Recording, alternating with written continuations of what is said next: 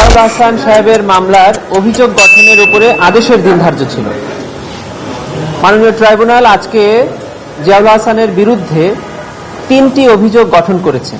এই 3টি অভিযোগে তাকে 104 জনকে হত্যার অভিযোগ প্রসিকিউশন থেকে আনা হয়েছিল। সেই 104 জনের হত্যার অভিযোগ তার বিরুদ্ধে গঠন করা হয়েছে এবং আগামী 8 জানুয়ারি 2026 আগামী 8 ফেব্রুয়ারি 2026 এই মামলার প্রসিকিউশনের পক্ষ থেকে সাক্ষ্য গ্রহণ, ওপেনিং স্টেটমেন্ট এবং ডিফেন্সের পক্ষ থেকে সাফাই সাক্ষীর তালিকা জমা দেওয়ার জন্য দিন ধার্য করা হয়েছে।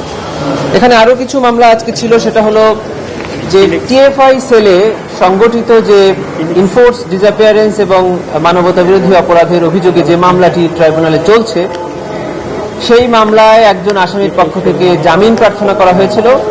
ট্রাইব্যুনাল সেই জামিন নামঞ্জুর করেছেন।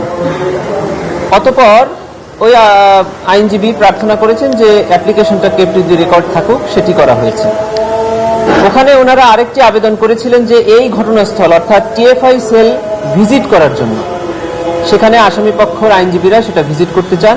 এই আবেদনটি মঞ্জুর করা হয়েছে, তবে শর্ত দেওয়া হয়েছে যে প্রসিকিউশনকে জানিয়ে সেখানে যেতে হবে, প্রসিকিউশন চাইলে সেখানে উপস্থিত থাকতে পারবেন। ওনারা আরেকটি আবেদন করেছিলেন যে র্যাবের পক্ষ থেকে কিছু ডকুমেন্টস ওনারা চেয়েছেন, ট্রাইব্যুনাল এটি মঞ্জুর করেননি। আগামী সানডেতে এটার উপরে আদেশ হওয়ার জন্য ধার্য করা হয়েছে। প্রসিকিউশনের পক্ষ থেকে আমরা একটি আবেদন জানিয়েছিলাম, সেটি হলো যে আপনারা জানেন যে গণভবনকে জুলাই গণ অভ্যুত্থান স্মৃতি জাদুঘর হিসাবে বর্তমান সরকার ঘোষণা করেছেন এবং তার কার্যক্রম শেষ, আগামী 20 তারিখ সেটি উদ্বোধন হবে।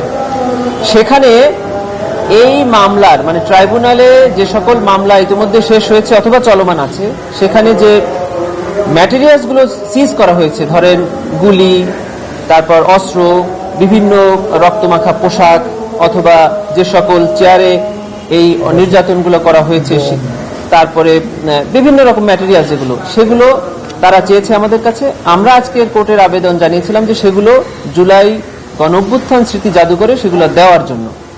কোর্ট 1 মাসের একটি অনুমতি দিয়েছেন যে আগামী 1 মাসের জন্য এই জুলাই গণ অভ্যুত্থান স্মৃতি জাদুঘরে ট্রাইব্যুনালের মামলায় সিজকৃত আলামত ওখানে তারা রাখতে পারবে এবং তারা এটাকে এক্সিবিট করতে পারবে, প্রদর্শন করতে পারবে। এই আবেদনগুলো আজকে ট্রাইব্যুনালে নিষ্পত্তি হয়েছে। উনি ইনভেস্টিগেশন অফিসারের কাছে সাক্ষ্য দিয়েছেন।